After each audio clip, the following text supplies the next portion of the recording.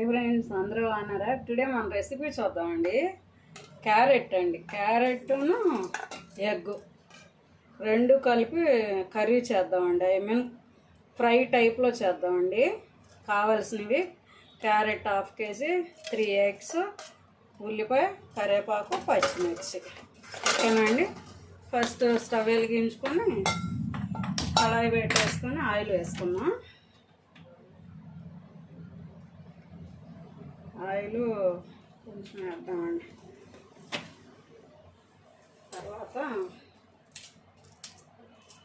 ఎండుమిర్చి అది వేగాక అప్పుడు తాలింపులు వేసుకున్నామండి.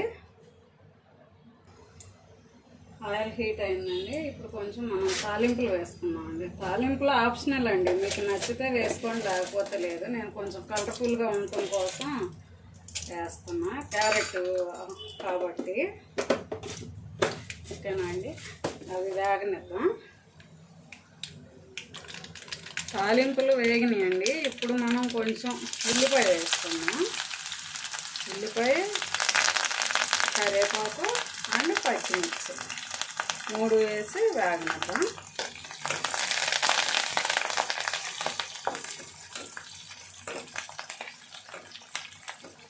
అదే అవి వేగిపోయాయి. ఇప్పుడు క్యారెట్ కూడా వేసుకుందాం. క్యారెట్ బాగా మగ్గిపోవాలండి. క్యారెట్ త్వరగా మగ్గుతీదండి.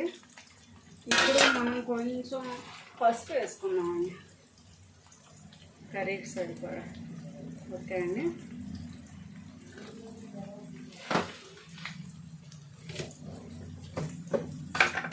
కొంచెం సాల్ట్ కూడా వేసుకుందామండి, మళ్ళీ తర్వాత వేసుకుందాం.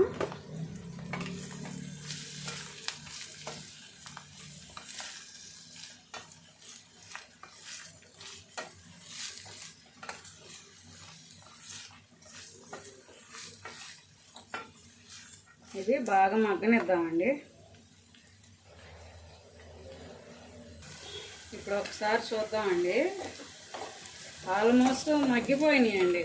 మనం ఏం వాటర్ పోసి ఏమీ బాయిల్ చేయలేదండి. ఈ నూనెలోనే మూత పెట్టేసి ఫ్రై చేస్తే మగ్గిపోయిందండి. ఇప్పుడు మనం ఎగ్స్ వేసుకున్నామండి.